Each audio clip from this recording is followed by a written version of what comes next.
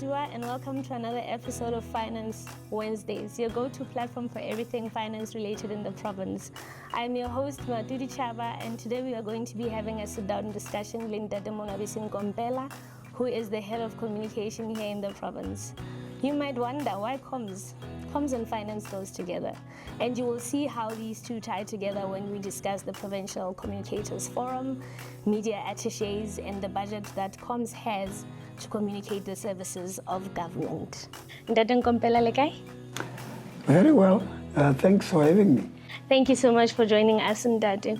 Ndate, like I said, you are heading comms there at OTP, and we saw it fit to come and have this discussion with you, just to make people aware that as much as the podcast is about finance-related aspects, if government is not communicating the services that they render properly, we might find that people just assume that money is being used and things like that. So we saw it fit to come and discuss a few things with you, comms related, to make people aware of the importance that comes with communicating what we do as government. So let's start with the Provincial Communications Forum. What is the core purpose of the forum, and how does it fit into the broader vision of the province? Sure. Like I said, thanks for having me. I'm quite thrilled to be part of this conversation to clarify and engage on the strategic importance of communications. Mm-hmm. Like you said, your focus is shifting a little bit from finance. Communications is as important and strategically important, just like finance, just like water provision, just like housing provision, and so on. Mm-hmm. So I'm quite happy to clarify those things. Look, our communications forum is a structure that coordinates the communications work of government, mm-hmm. or the services that government is rendering. So through that forum, we come together as communicators so that three things. There must be consistent communication that is properly coordinated but also coherent from the national to the provincial to the local sphere of government. We have communicators that are from national departments that are in the province that are participating in our forum. The majority of the participants are, of course, your media liaison officers and heads of communications of our provincial departments, inclusive of our 5 district municipalities. So that, like I said, there's coherence, there's proper coordination of the voice and the services of government. So yeah, that's the key function. If I can briefly explain it, it's a key function of the forum. Forum is in the process of finalizing the provincial communication strategy. How will the implementation of the strategy be monitored, and how will it contribute to improving public access to information, accountability, and improved trust in government? Look, the Constitution of the Republic, Act 108 of 96, clearly instructs us to say, as government, in section 195G, it says, as government, we must foster transparency in terms of, like a question that you're asking, in terms of accounting to our communities and our citizens. We must foster transparency to make government information available timelessly and accessible, as well as make sure that it's accurate information that we provide to our citizens. So that's our broad mandate that we derive from the Constitution.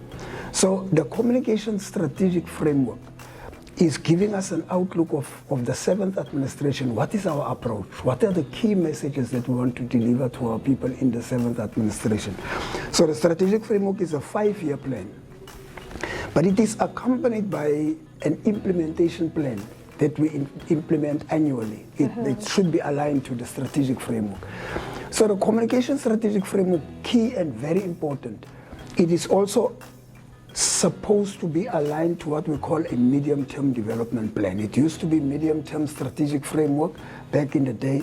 It's now the medium-term development plan of the 7th administration. So our communications work is, in essence, to make people aware of the services of government and the work that government is doing. So for the next 5 years, that is the strategic framework that will guide our work and our articulation. Great stuff. And how is the province aligning its strategy with GCIS's vision of coordinated and professional government communication? Look, OTP and GCIS in the province are working hand in hand because we get our guidance from National GCIS. GCIS on the 26th of February this year, 2025, they presented to the National Cabinet the strategic framework that guides the communications work of the entire country. So taking from that strategic framework, we then bring it down to the province and make sure that we align our work in the province with what GCIS is doing at the national level. Now, as a unitary state, look, we are not a federal state, we are a unitary state. We must be able to speak coherently, to speak with one voice. You know, what national government is articulating needs to be articulated at the provincial level as well as at the municipal level. So that's the linkage, and that is how we work together with GCIS. Also, maybe just to add to say, I'm co-chairing the communications forum together with my counterpart at GCIS here in the provincial office of GCIS. So we're working very closely because we are mandated to work. Look, communications in government is not an event, it is a system. So what national is communicating, province must communicate, municipalities must communicate. So this system of communication is what we are mandated to manage together with GCIS. Lovely. And since the appointment of media attaches in departments, which happened almost 2 years ago, what changes or improvements have you observed in the communications space?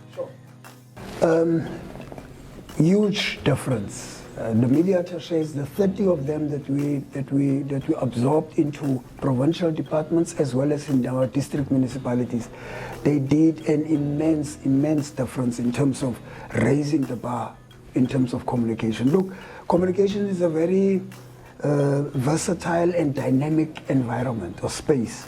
So the media attaches brought an element of digitizing the way that we communicate and making it more friendly or youthful and vibey. And all of the good work has, of course, been accompanied by teething problems and challenges and so on and so on. And we're managing that space, but I can tell you now, in fact, in Premier's budget speech that he delivered last week, Thursday, Premier articulated the fact that in the 7th administration, we are going to raise the bar in terms of our communications work. And I think the media attaches have made a tremendous contribution and added value in terms of how we communicate and at what level we communicate. Social media platforms are a buzz with government messages. Digital space, we are online communication, we are in that space. And I think we can just improve from there. And for those who do not know, the greater part of what is happening here is meant by media attaches and interns that we have here at the department. So it's such a lovely thing to see us moving in a certain direction that allows us to communicate better when we have these young people behind the scenes. Ndade, one of the key issues raised has been the fragmentation of communication efforts across departments. What are the implications and what do you think can help to address that? Exactly, the strategic framework seeks to align how we communicate across the different departments, but also across the municipalities. We are a very unique province in the sense that we are very diverse in terms of culture, in terms of language, in our different spaces. So you need a strategic framework that will guide how we communicate and how do we align that communication to take place. Excuse me. So the departments, we are trying to break down what we call the silos. That you and your department communicate and you do your own thing in your own little corner there. OTP does its own thing in their own little corner there. We're trying to break those silos to be able to work as a system, as a coherent machinery of government that seeks to communicate the services and message of government. So the strategic framework is helping us to do that. But second to that, which is important, GCIS nationally is now adopting what we call a comms plan for the entire country. I'm just from a meeting this morning where we have to make a contribution as a Northern Cape to say our 10 departments, our 5 district municipalities with the 26 local municipalities, how do we plan our communications work together? One of the things that assists and guides that process is the thematic approach of government. In July, we are celebrating Mandela Month. So everything that we do it under that theme. We are already planning now for August, which is focused on Women's Month. Yes. We further plan to focus on heritage, tourism, and the public service in September. So those themes of government are assisting us to align the work, or our communications work as the government communications machinery. So this framework is assisting us to do that. Other than that, the implementation plan is assisting us to actively plan together and roll out communications programs and activities jointly as a provincial government. What we've been discussing for the previous weeks is that when we work together, everything comes together. Absolutely. And budget constraints were also flagged during the forum. Do you believe that government communicators are adequately capacitated to deliver on their mandate? Not at all. Look, we are finding ourselves in a very unique situation in terms of the fiscus nationally. It's not only a provincial dynamic.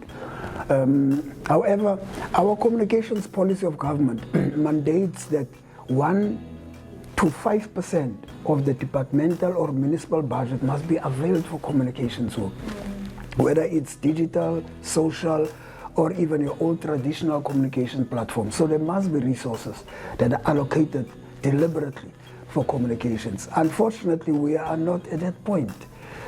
Different departments, different municipalities are at different various stages of funding communications work. And so it's a battle that we've been fighting. It's a battle that we'll continue to fight, to say resources must be made available for us to be able to communicate on these platforms, for us to be able to stay in touch with our citizenry. So I can say to you, we are not properly and adequately funded or resourced as the communications machinery. Is one of the challenges that we find ourselves in, but we're working through that. We're engaging in processes through that.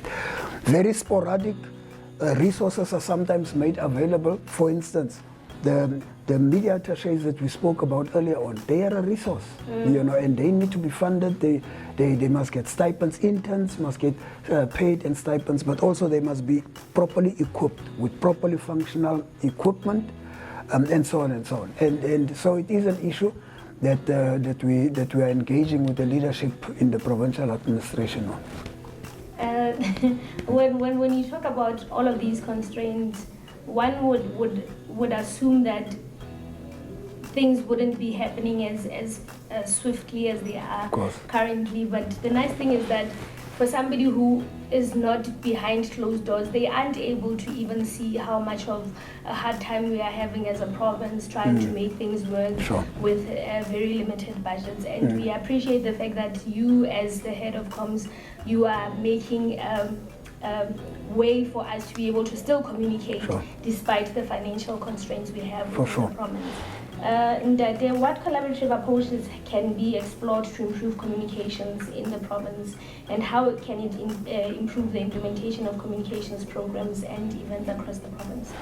I think as government, we must appreciate the fact that we have a brand new university, and we must collaborate with academia, we must collaborate with the private sector, and pull them closer to us, or rather have collaborative programs and activities in terms of comms. But also, interestingly, I think we need to sit down as the different spheres and sectors, private, public, and academia, to be able to find a researched manner and ways that proves our impact that we're making in terms of communications. For instance, we are able to run our programs as government, but how impactful are we? Is our message reaching the people that are intended, that we intend to reach? And are we communicating at the level where our people understand? Like this conversation that we're having now, we're having this conversation in English, and yet we are a province that hosts a diverse cultural, citizenry, including our immediate community of the Kru and the Kru here in Platfontein. How effective is our message reaching our people? And I think as government, we must find creative ways. And instead of communicating like an echo chamber. We need to go down to the level of our people. One of the things that I like that we have reintroduced now in terms of GCIS's communication strategic framework is the different segmentations. Our population in the province, what segmentation are we speaking to in terms of our target audience? Do they understand when we talk about municipal infrastructure grant? Do they understand when we speak about medium-term development plan? Do they understand when we talk about the strategic framework? How do we make our language of communication more simpler, more understandable for the ordinary person to be able to? So we need to collaborate with institutions that can help us to simplify our message of government so that we are more impactful when we communicate. So in simple terms, what you're saying is, if we had a platform where we could be communicating, like you're saying, now we're communicating in English, but then we have the different languages still being represented, like for instance, things this one when you change a language on Netflix, you say you want to listen in a certain language. That would be so much better for our province, because it is a diverse province. For sure. We hope one day we will get to a point where when we are having a conversation in English, we can get it in other languages. That would be very lovely. Yeah. And lastly, what message would you like to share with communications professionals in the province? I think the time has arrived for us to position communications as a strategic function of government. That's number one. We are having a webinar tonight, and I think those are the platforms that we also need to introduce vigorously introduce, so that we exchange information amongst ourselves that empowers, the communications machinery and the officials, our colleagues. But lastly, I think it's an issue of professionalizing the communication space. Let's have properly qualified people. Let's have people that are skilled. Let's have people that take pride in the kind of work that we're doing. Because unfortunately, we are having what I usually call the unenviable task of being the voice and the face of government. Sometimes you are in the first line of attack as a communicator. So let's professionalize the space and fall in love with what we're doing. When you say that, as I'm wrapping up, when you are saying that, it's so important for you to love what you do. And communications is one of those things that you will never be able to do properly if you don't love it. Then you are just going to treat it as a by the way kind of thing. So really professionalizing comms in government, it would go a long way to ensure that what we communicate is communicated properly and to the right people at the right time. Exactly. Mr Nkompela, thank you so much for this conversation. We are so much appreciative of your time and you being able to just shed a light when it comes to what comms is doing in the province. Thank you so much for joining us once again, and please remember to follow us on our social media platforms and say something. When we are discussing these things, say something. Whatever it is that you are going to say, we will take it in a positive way and try to see how we communicate better with you when it comes to the different ways we are communicating as government. Once again, Kinna Maduchava, thank you Hangwi, thank you Havedi, thank you Havaru. Ciao ciao.